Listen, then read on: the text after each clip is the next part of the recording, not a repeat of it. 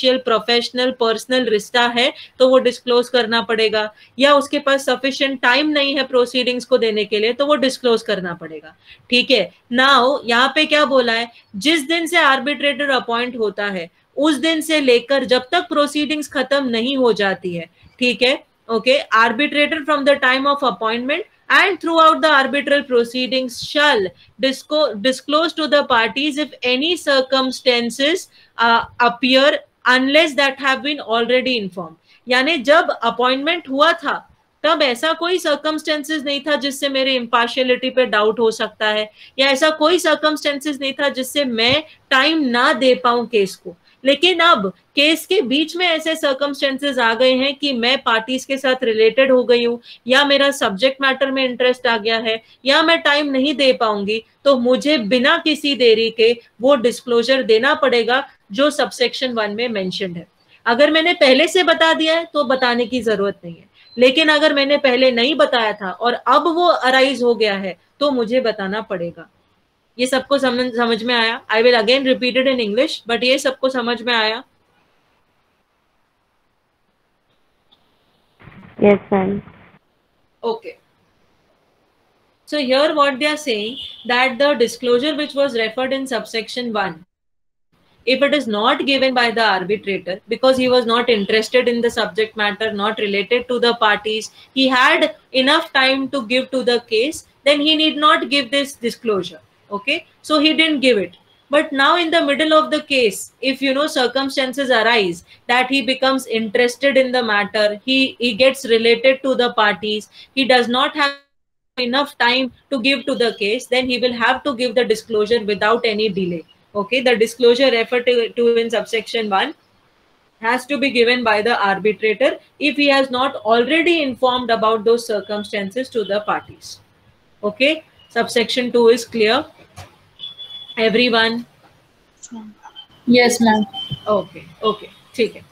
Now what does subsection 3 say? Subsection 3 says that an arbitrator may be challenged only if circumstances exist that give rise to justifiable doubts as to his independence, or he does not possess the qualifications agreed by the parties. So suppose Tarun is appointed as an arbitrator. Okay, me and Khushi had entered into a contract. The contract was for pharmaceutical goods. We wanted an arbitrator who has a pharmaceutical background, who knows about pharmacy laws, who has good experience in handling pharmaceutical products. Okay, now if at all we feel, that Tarun is related to Khushi in any way, or he does not possess the qualifications that we wanted, then we can challenge his appointment.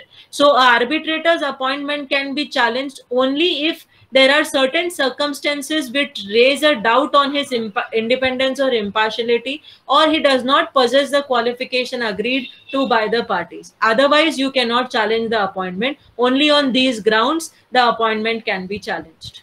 Okay, subsection 3 is clear, everyone? Yes. Yes? Okay, okay. ठीक है, बाकी सब लोग, सबको समझ में आ रहा है? Are you all understanding? कुछ डाउट है यहाँ तक?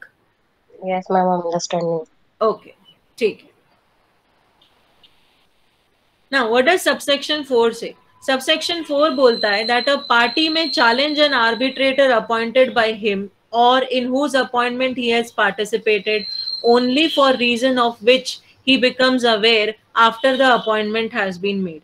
So if I, come to know about a certain disqualification of arbitrator after his appointment, then I can challenge his appointment. Suppose me and Sayoni appoint Svetlana as the arbitrator. Okay, me and Sayoni appoint Svetlana as an arbitrator. Okay, or you can say only Sayoni appoints Svetlana. I somewhat agree to it, but after the appointment, I come to know that Svetlana has some disqualifications, or she does not have the required qualification to become an arbitrator. I can challenge her appointment. Okay, so what is written? A party may challenge an arbitrator appointed by him or in whose appointment he has participated only for reason of which he becomes aware after the appointment has been made. ठीक है, appointment होने के, हाँ, appointment करने के बाद अगर कभी पता चलता है कि कुछ गलत हुआ है, अपॉइंटमेंट ठीक से नहीं हुआ है, तो आप उस अपॉइंटमेंट को चैलेंज कर सकते हो. Okay okay. Irrespective of any prior agreement to the contrary, any person whose relationship with the parties or counsel, the subject matter of the dispute, falls under any of the categories specified in the 7th schedule of the Act shall be ineligible to be appointed as an arbitrator. So me and Sayoni, we appointed Svetlana as an arbitrator. We entered into an agreement with her. In that agreement, it was written that, she is not related to us, she is not related to the subject matter. But irrespective of this agreement, if we come to know that she is related to us or she is connected with the subject matter in the dispute, she will be ineligible to be appointed as an arbitrator. हमारे बीच में क्या agreement हुआ था, उसमें क्या लिखा था, उससे कोई लेना देना नहीं है. अगर कभी बाद में पता चलता है कि जिसको हमने एज आर्बिट्रेटर अपॉइंट किया है उसमें कोई भी ऐसा गुण है जिससे इम्पार्शियलिटी पे असर पड़ सकता है या फिर वो सब्जेक्ट मैटर से रिलेटेड है, we can remove that person from arbitrator's position because that person becomes ineligible to be appointed.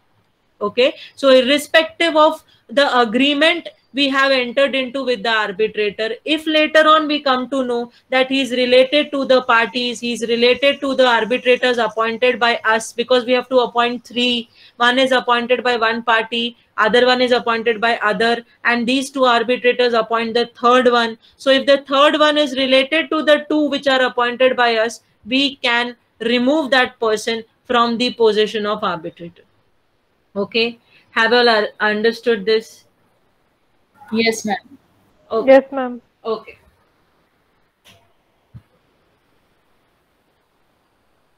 हाँ, but अगर parties को चलता है, if they feel that no, it is okay if the person is related, then they have to give this in writing. We are okay with the person's relation with any of the parties or interest in the subject matter, but we want this arbitrator only. So if you are okay, then you can waive the applicability of this subsection. मतलब you subsequent to the disputes, you can waive the applicability of this subsection by writing. Writing में देना पड़ेगा. Writing में you have to write that both the parties are okay with the disqualification, and you have to give it to the tribunal, arbitral institution, and institution will then consider कि ठीक है, even if this person is related and if the parties are okay with it, let us go with it. Okay, only this subsection, 5th one, not other subsection, only 5th subsection we are talking about. Okay.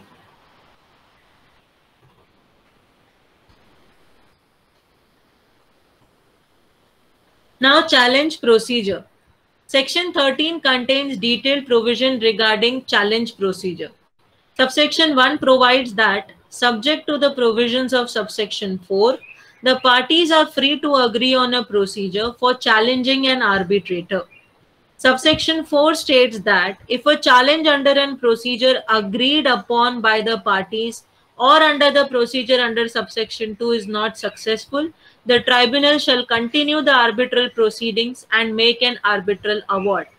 But at that stage, the challenging party has right to make an application in the court to set aside the award in accordance with section 34 of the Act. Okay. Now, what does this point say? Section 13 में ना challenge procedure दिया है. जब भी किसी भी arbitrator से हम खुश नहीं होते हैं तो उसके अपॉइंटमेंट को हम चैलेंज कर सकते हैं कि ये बंदा हमको नहीं चाहिए, हमको कोई और आर्बिट्रेटर दे दो. ठीक है, तो उसका प्रोसीजर क्या होगा? तो सबसेक्शन 1 में ये बोला है कि जो भी प्रोसीजर है वो सबसेक्शन 4 के हिसाब से होना चाहिए और parties are free to agree on a procedure for challenging. मतलब सबसेक्शन 4 में जो कंडीशंस दिए हैं उन कंडीशंस में को ध्यान में रखते हुए आप किसी भी आर्बिट्रेटर के अपॉइंटमेंट के प्रोसीजर को चैलेंज कर सकते हो. ठीक है, और सबसेक्शन 4 में क्या दिया है कि जब भी आप किसी आर्बिट्रेटर के अपॉइंटमेंट को चैलेंज करते हो, अगर आप सक्सेसफुल हो गए, मतलब आप जो रीजंस दे रहे हो कि this person is not fit to try my case, to hear my case. आप जो रीजंस दे रहे हो, अगर इंस्टीट्यूशन वो मान लेता है तो उस आर्बिट्रेटर को निकाल दे।